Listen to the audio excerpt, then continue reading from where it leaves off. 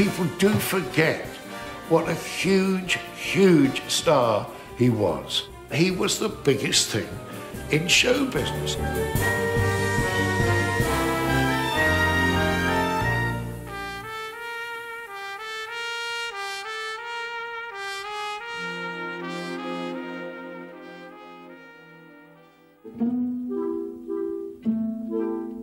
Daniel Patrick Carroll was born in 1927 in Cork, Ireland, the youngest of 5 children. His father died of tuberculosis when Danny was 18 months old, and his mother moved the family to London in 1937 to find work, settling in the heart of Soho. I think Danny felt very at home as a young lad there, because they were from all over the world. People came to Soho. It was like a sort of melting pot. It was a very cosmopolitan place. Not only was Soho cosmopolitan, it was also the centre of London's theatre land. They had a flat in Earnshaw Street, and from his bedroom window he said he could see the Palace Theatre, and he used to see all the twinkling lights, and he used to say to his mum, "My name's going to be up there one day," and she'd say, "Oh, just be quiet, behave yourself." Danny's mother, Mary Ann, was a strong woman and an inspiration to her son throughout his life.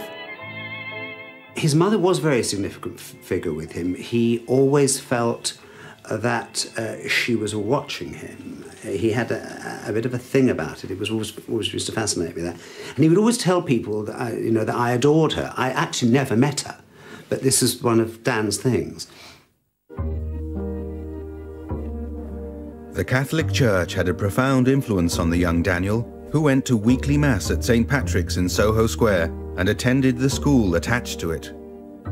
Even today, you can walk through Soho and there's old shopkeepers and that there say, "Oh, I all remember Danny when he was an altar boy." I think if you'd asked him then, when he was 11, 12, he'd have told you that he was destined to go into the priesthood. I think he loved, quite frankly, all the theatre of it, unsurprisingly. That's the very first time he got dressed up. Was I think they were doing a pantomime, and I think the priestess said to him, "Irish priest, you're very good-looking young boy. You can play Cinderella," and then 2 of the other boys played the Ugly Sisters. I think that was the first time Dan ever dressed up. At some point he wanted to be a priest, but his mum felt that she didn't want him to go that way. And she said, "My son is going to have a much bigger pulpit." And she was right.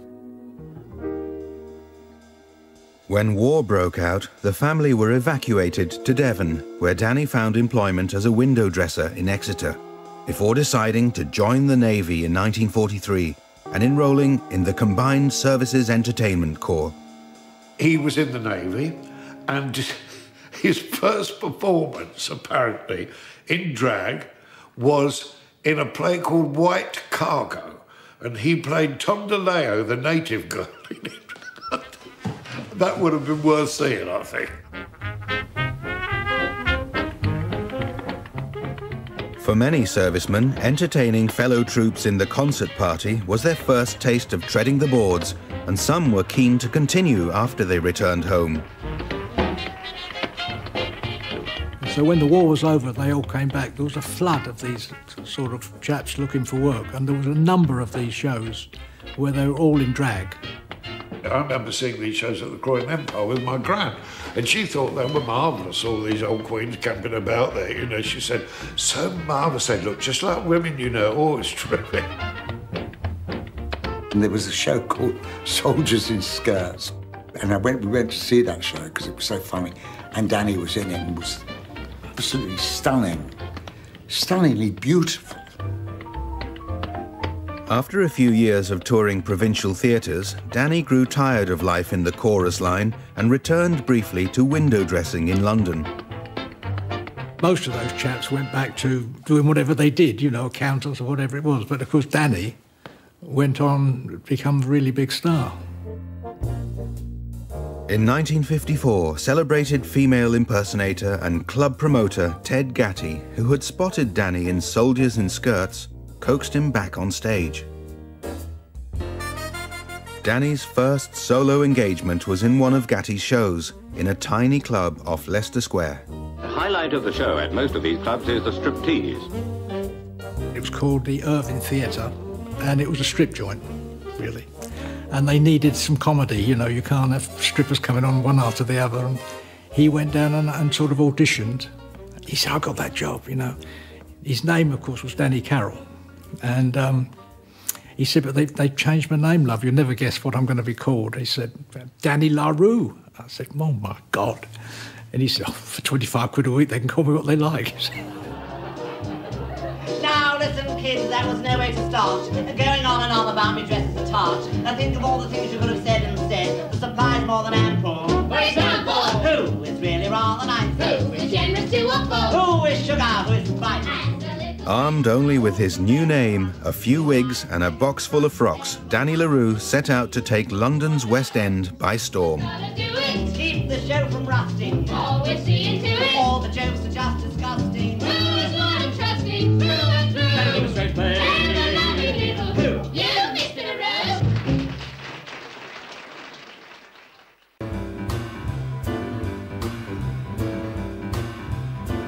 It was the late 1950s and London's nightlife was booming. After years of post-war austerity, people had money to spend and were determined to enjoy themselves. Nightclubs sprang up all over the West End, where people could drink and be entertained into the early hours of the morning. We were all in the clubs. There were probably about 12 or 15, you know. There was Winston's, Churchill's, Edmundo Ross's, Murray's Club, the Stork Club, all with shows of some sort, you know. There'd probably be 2 shows a night, one at 10 and one at probably 1 o'clock in the morning. There was a small orchestra. You'd have some showgirls, some young ladies sitting around, you know, waiting for someone to buy them a bottle of champagne. And they were very upmarket. Well, you had to have at least 5 guineas in your pocket because it was an event. In those days, if you were going to a club, people dressed. People had, you know, a cocktail frock and their best diamante jewellery and a stole. If you had a first stole, that was it. The London nightclub scene suited Danny LaRue perfectly, and he quickly established himself as one of the most popular acts in the West End, performing nightly in a club called Winston's. With Danny, there was Danny and Ronnie Corbett and Ronnie's wife, Anne Hart, and myself and Barbara Windsor, Tony Palmer. All people who were in the West End doing a show would do a show in cabaret. It wasn't the National Theatre, but by goodness me, we had more fun. I'd never been in a proper London nightclub. I was absolutely fascinated by it. It was a whole new milieu. It wasn't a theatre, it wasn't anything. It was and some very interesting faces in the audience. Ronnie and Reggie used to come to Winston's. Need I say more? It was the place to go. They were very cosy. They weren't like clubs are now, huge, get as many in as you can. They were very, very cosy and intimate. And if we weren't careful, we knocked all the drinks off the tables. But the reason people queued round the block to get into Winston's was Danny himself, delighting the audience with glamorous frocks, towering wigs and a stream of innuendo. Lovely and wanted by everybody. He looked so real. I mean, because when I worked with him, he was very young and at the height of his prettiness. Because he was actually pretty, which sounds strange, but he really was a wonderful figure. We present the 7th edition of our cabaret, devised and produced by Danny LaRue, written by Barry Cryer, with additional numbers by Bill Solly. The material was basically filth. But no language. It was all double entendre. Good evening, Lady Cynthia. Hello. May I call you Lady Cynthia? Any time, dear. Grosvenor 4328. If Mother answers, don't hang up. You're still on a good thing. Dan was very prudish. He never swore. I never heard Dan swear, and he certainly wouldn't have countenanced any language in the show at all. No, it was all double entendre and innuendo and topical as well. A lot of topicality. What do you think of Michael Foot? A wild exaggeration. Well, first of all, let's talk about Ted Heath. And people do, you know. Yes, We played all the great characters in history, so he was Josephine to my Napoleon, and, you know, he was Margot Fontaine to my Nureyev. So this naturally funny contrasted sizes, that I was the rather very seriously masculine one, whoever it was, and Dan was this tall, statuesque beauty. And when I was a very small boy... You'll grow out of it. In the Caucasian foothills, singing and dancing. In the Fermier. One day, I leaped over the fence. Preparation and leap. I leaped over the fence and was caught by the Cossacks. Oh, my goodness. Let Ronnie be funny, let Barry Cryer be funny, let Tony Palmer be funny. I mean, whoever was in it, he gave them their bits. It wasn't all Danny LaRue, but it was his show. And any star who has any clout always does that, because you still stand out. Come to me, my little sugar plum. Sugar plum's a fairy. Any question?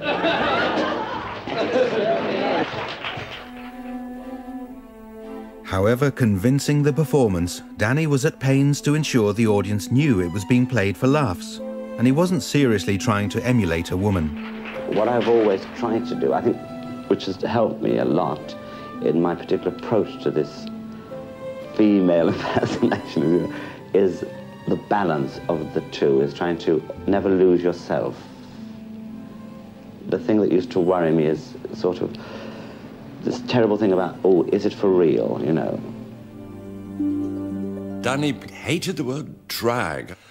He said, I'm a man in a frock. It's a joke.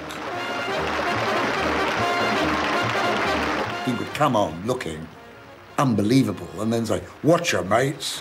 Watch your mate. To let the audience know he's a man. Just to make sure that the public...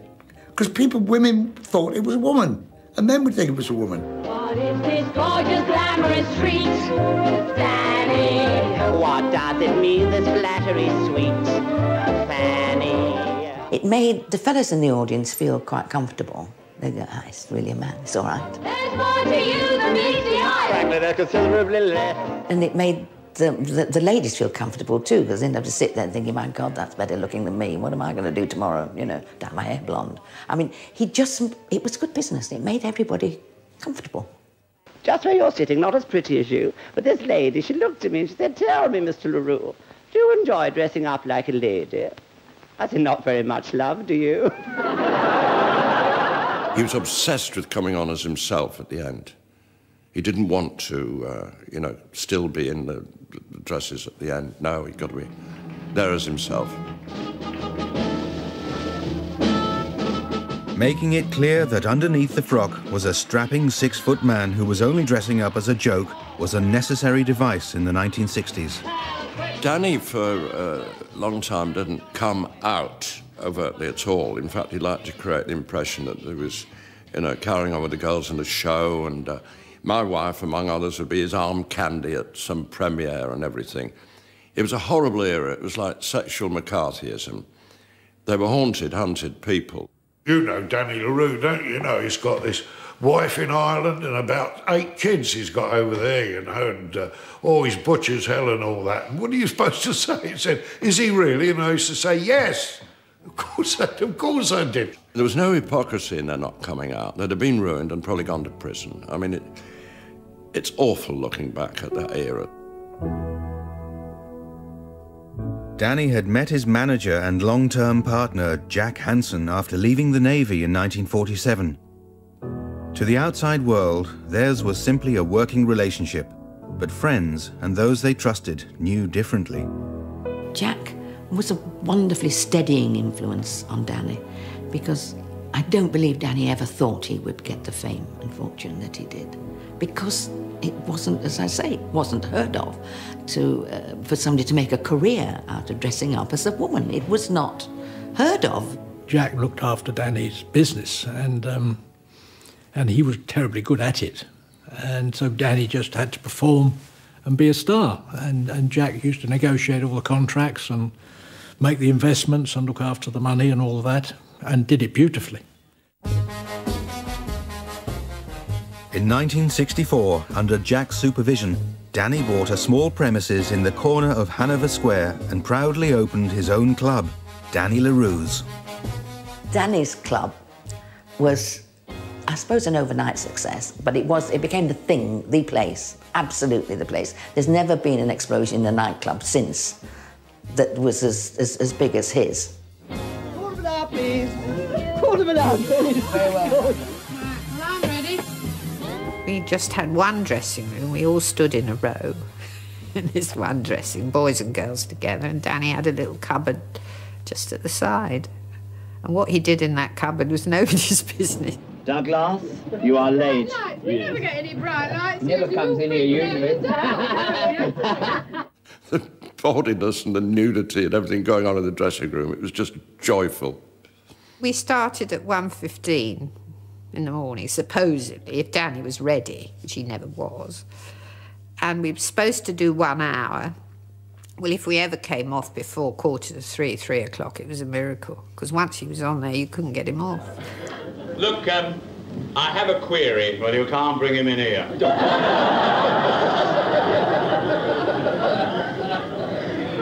Buzzing. There was a buzz about it. And the audience would go, it's like the Ivy. I wonder who's going to be there tonight. You couldn't get in, and every night there was, a Streisand or a Nureyev or a Princess Margaret or a Noel Coward or a Judy Garland and Liza Minnelli when she was 16.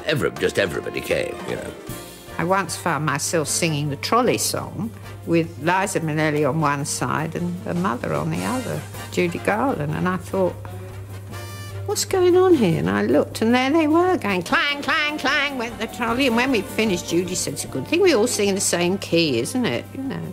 And that's what happened in that place. You never knew what was going to happen. I loved it. If it was on now, I'd still do it. Another regular visitor to the club was the fun-loving Princess Margaret, who struck up an unlikely friendship with Danny. A favourite anecdote of mine that he told me was an encounter with Princess Margaret. And not only did she come to the club, but, they were good enough friends that Danny got invited to Clarence House, where she lived. And she was drinking quite heavily at one stage, which most of us might, have thought but not have said anything about. Not Danny. He said that you ought to lay off the booze. At which point she slapped him round the face and threw him out of the room. Danny promptly then turned round, walked back into the room, slapped her round the face, said, don't you ever talk to me like that again, turned on his heel and left. Anyway, they might never have seen each other again, but after a few weeks, Princess Margaret came back into the club, and the first thing she said to him was, am I forgiven, Danny? Cup of tea, 2 lumps. Oh, my God, you're madly attractive. You're just attractive yourself in that gown. As they say in Paris, your quelque chose. Does it? By the end of the 60s, Danny La Rue's fame was spreading far beyond the confines of his club as he landed starring roles in TV specials and West End musicals. Listen here, my dear two-timer. You've been telling folks that I'm a real pushover for your flattery. A real pushover for your flattery. Well, it's my duty. As Danny prepared to wave goodbye to a sophisticated metropolitan audience and take his unusual act to the seaside, there were fears he might not be to everyone's taste. She's not what she seems to be. He was engaged to play his first ever summer season. Now, that was thought of as being a big breakthrough because Danny was going to leave the rather cosy atmosphere of the West End, the coterie of the Juji people, and go to Margate, to the Winter Gardens of all places, and do twice nightly summer season with every mums and dads and kids from the beach. And everybody thought, now, will this work? Will they understand? Will they appreciate? You're tremendous, you're stupendous. What a hero, what a laugh. You're a super-duper trooper. You're my mate, my better half. But we did fabulous business and a fabulous success. And that was the breakthrough of Danny as being a huge general public favourite. But as Danny La Rue moved into the big time, disaster was waiting in the wings.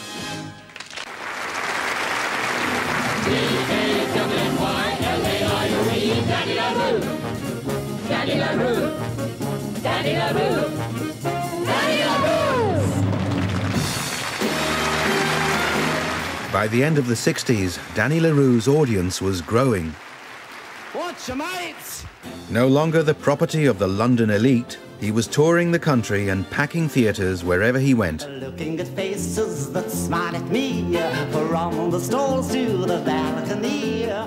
As Danny's fame grew, so of course he was put in bigger and bigger shows, you know. He'd do a summer season that would last for months and months, or he'd do a pantomime that was still running at Easter.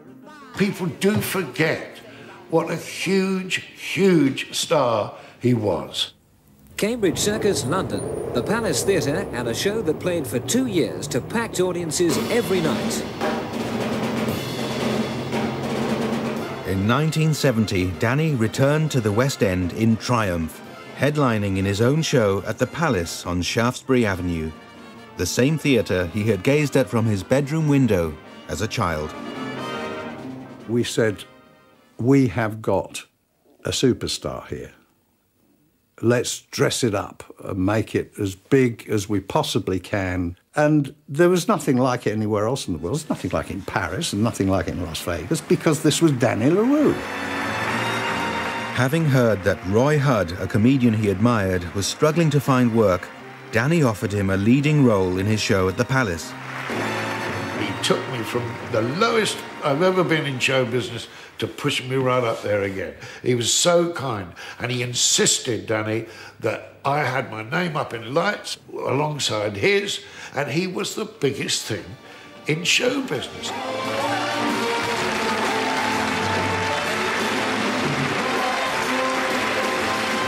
had sketches and it had songs, so it was like a variety bill, really. It was a complete extension of the nightclub show.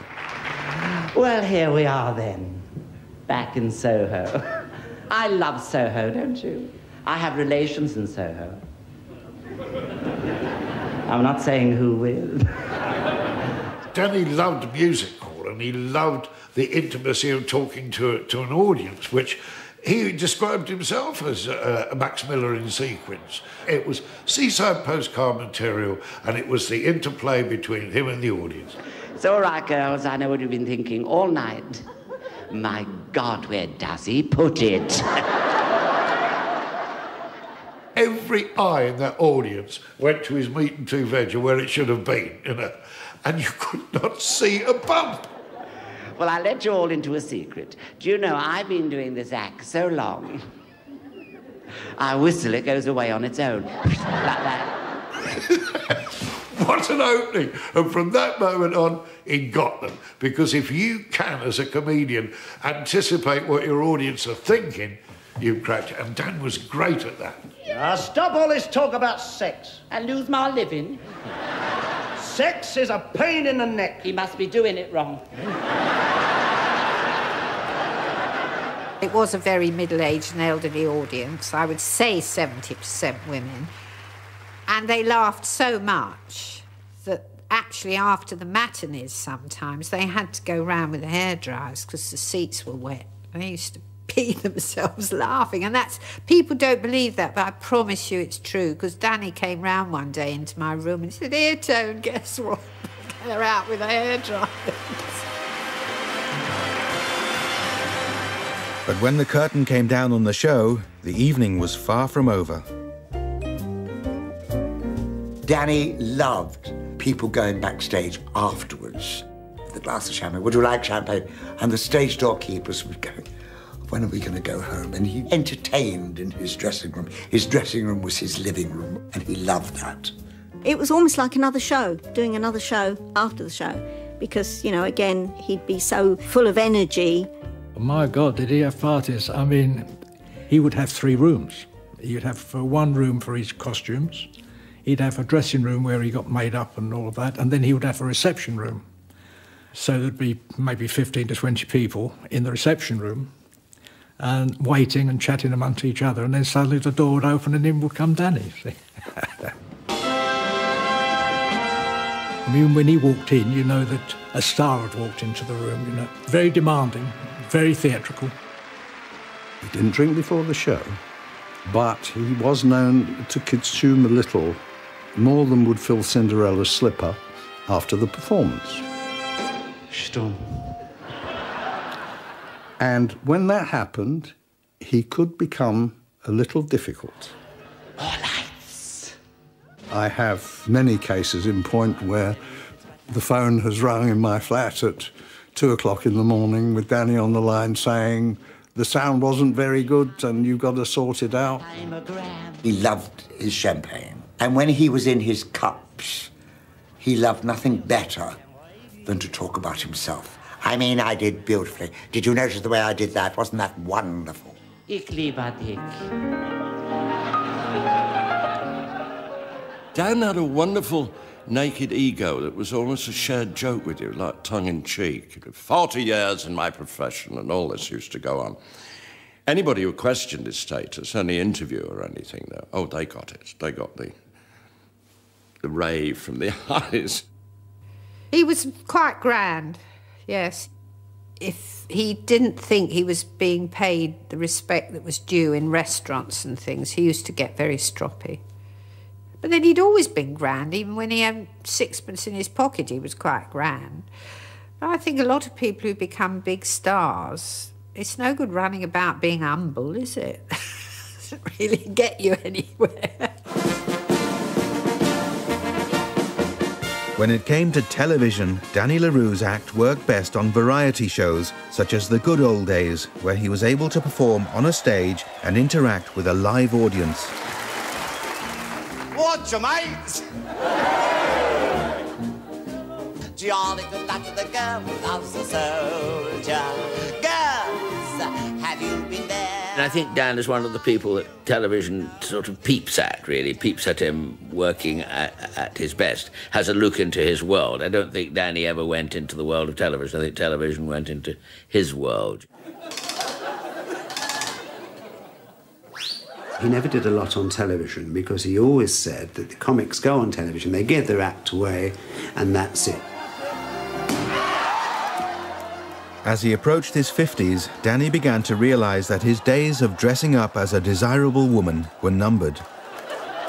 I feel, you know, I'm rapidly approaching middle age, as they say, and I feel that all my birds, as I call them, become friends, and I want to be as gracious to them as they've been to me. I'm going to hang them up nicely. Yes, but the show that you're in is booking well and well and well ahead, so there's a lot of insurance policy, time-wise, so that if you do change your mind... No, I don't. The reason that I'm where I am is I don't change. I always plan my life, and I know what I want to do. I have other things to do, and I feel the time to finish the bird part of my life, the glamorous birds. I think it's time for them to be finished on a glamorous level. Yeah.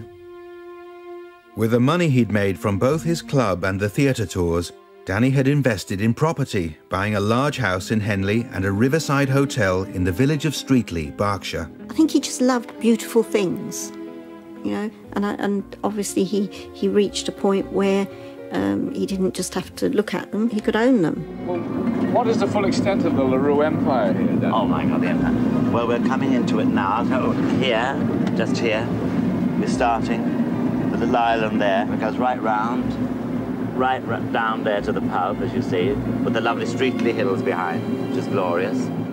Once he'd bought a property and done whatever he wanted to do or furnished it, he was on to the next one. He never sat and really enjoyed what he had. That always puzzled me a bit. Coming alongside now. Oh, look what's waiting on the side. That's what we call Irish hospitality. Danny lived an expensive lifestyle, hosting lavish parties and enjoying spending his money on those around him. Dan was generous with himself and with his money. Very generous man. Even in his pantomimes, dressing room door always open. Ah, champagne and everything. Too generous. Too generous. Generous to a fault. His mum had a very good saying. If he had 2 sweets, he gave them both away. He somehow got to know of a place called Walton Hall, a hotel, a huge great pile in Warwickshire. And any sensible person would have said, look, Danny, you can't be a big star all the time and have your dibs on Walton Hall. It's a full-time occupation. I couldn't see it having a future unless Danny was there entertaining every night. But then, because he was away so often. The place got into a certain amount of difficulty, and then Danny decided he couldn't run it properly. With mounting debts, in March 1983, Danny put Walton Hall up for sale, but was approached by two Canadian businessmen who persuaded him that, rather than sell it, he should go into partnership with them and let them take over the day-to-day running of the hotel. I can remember him saying to me, well, they've been. And this meant these Canadian businessmen who were going to be sort of like the lifesaver at Walton Hall. And he said to me, today, Jack and I have signed a contract with these people, and it's either the best day or the worst day of my life. Let's hope it's the best. And I said to him, what business are they in? Oh, he said, I don't know. I said, oh. Oh, he said, but Jack will know. I said, but why don't you know?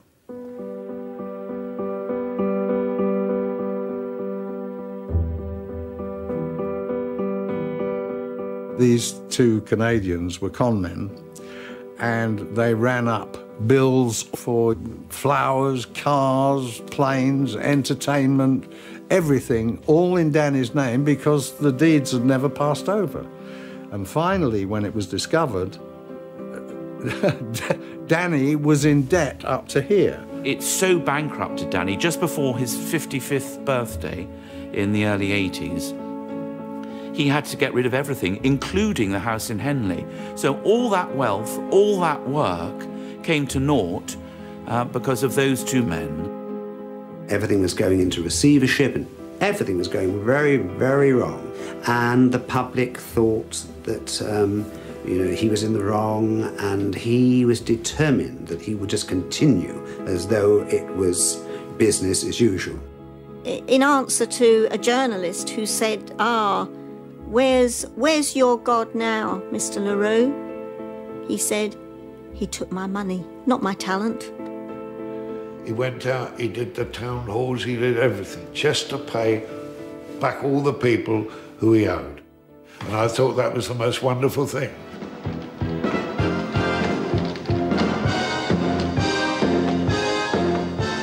Now in his mid-50s, with everything he'd worked for in tatters, Danny LaRue faced the daunting prospect of having to start all over again.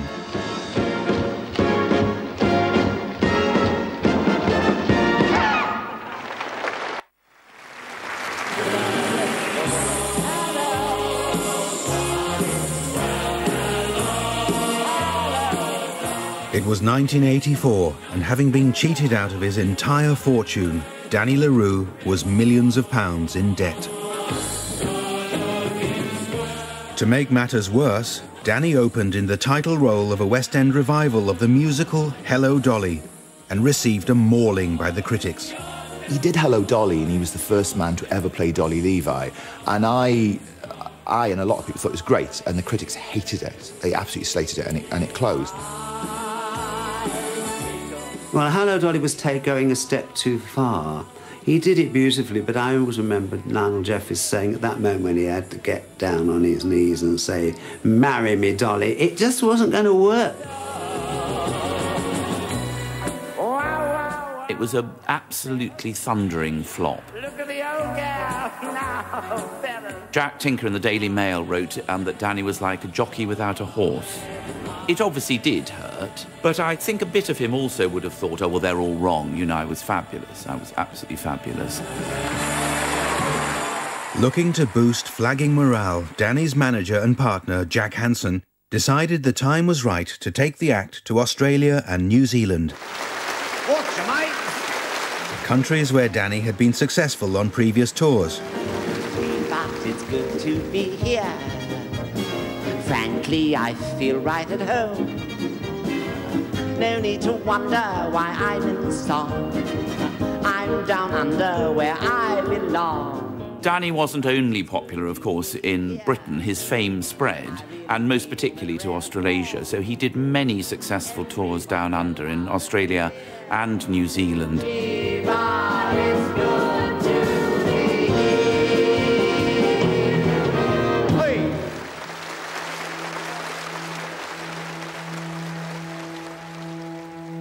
The tour had just arrived in New Zealand when tragedy struck.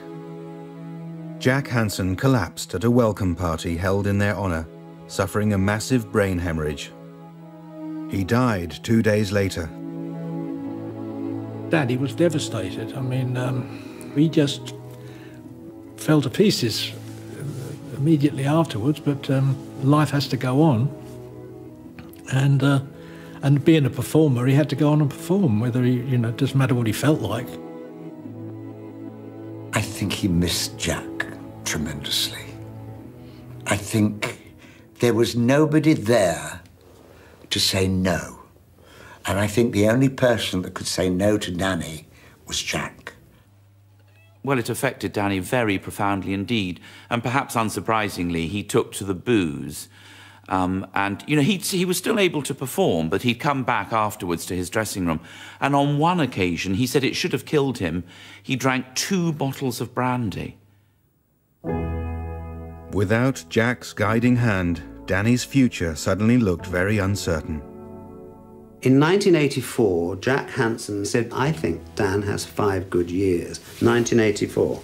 And then he said he could retire, and then he can always do a lovely pantomime at Christmas time, come back as the legendary Danny LaRue. He doesn't necessarily have to put all the bums on the seats. And that was the plan that Jack had, and of course it all went wrong. Where are my toys? Because he was determined to clear the remaining debt, Danny continued to appear in a string of pantomimes and toured countless small theatres as he moved into his 60s. He was sort of an age then where he, you know, he should have been thinking more about hanging his bra up than having to work. But he had to work right to the end to make a living. I used to say, you know, Dan, you should be sitting there in some lovely place, I said, with a, you know, glass of champagne and all that, reminiscing and telling all these things. You shouldn't be out there camping about this. It's ridiculous. And what do I end up with? Squalor, the most sought-after lady in the land. Mirror, mirror on the wall, who is the fairest of them all? He'd filled Blackpool Opera House in a long summer season. They don't exist anymore, those long seasons. And the next time Danny went to Blackpool, it was the South Pier. And he's in a van, driven by the devoted Annie with the frocks in the back of the van. You know, it's a cruel world. We're doing quite a lot of tours, yeah. We do like a spring tour and I don't know, various, you know, but a lot of one-nighters, which was pretty gruelling. He was playing some smallish theatre. The impresario was presenting him, went into the dressing room, but he was, just before he went on, and Danny said, what's the business like, you know? And he said, it's only half full. He said, I didn't want to hear that. He said, well, you asked me what the business was like. He said, and I'm telling you, it's half full. He said, if you say that once more, I'm going home. The audiences and venues may have shrunk, but as far as Danny was concerned, it was business as usual. Even though we were travelling, he'd still have guests backstage, and you're trying to pack up and pour champagne at the same time, you know, but that's all right.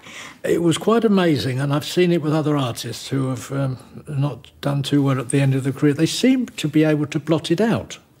And I'm sure, you know, he was sad that things had gone the way they did, but he never showed it. I always used to be amazed by this, the way he would carry on as though it was all happening as big as it ever did. He could walk onto the stage of a very small theatre with creaking boards and terrible conditions. He thought he was at the London Palladium. As he approached his 70th birthday, Danny found himself a new companion. He said, this is my only friend now. I've this friend I can trust, Jonty. When I come home at night, he's always there, and he gives me a lovely look, and we sit and we have a glass of champagne together. Don't we, Jonty? And he said, of course, you know it's Jack, don't you? And I said, no, I didn't know that, actually. Oh, yes, he said, that's Jack. And I thought, well, I don't ever remember Jack Hansen looking quite like the dog, but Danny, if you say it's Jack, it's Jack. He played Theatre Royal Plymouth in pantomime. And he walked up and he walked through the stage door with John T.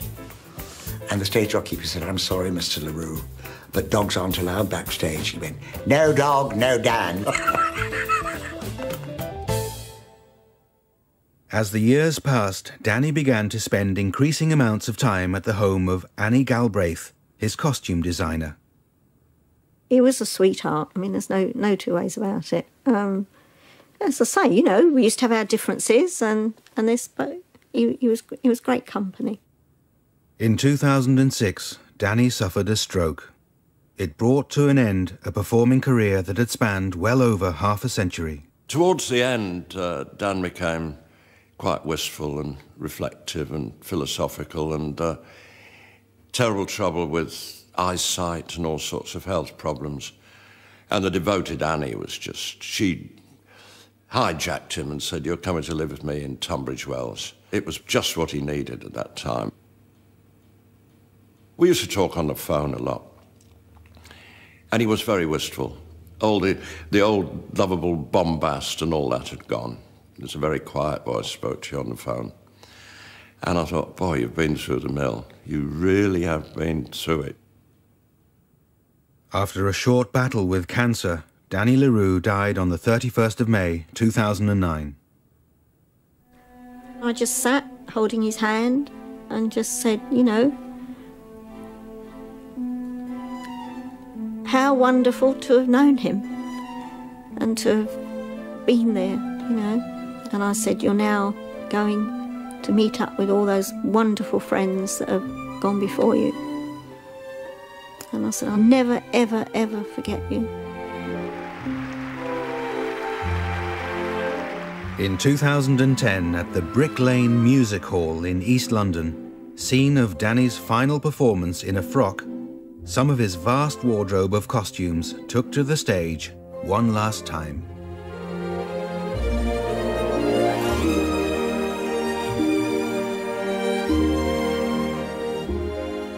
Danny had agreed with Annie that after his death, his collection of frocks should be auctioned, the proceeds providing her with a reward for years of loyal service.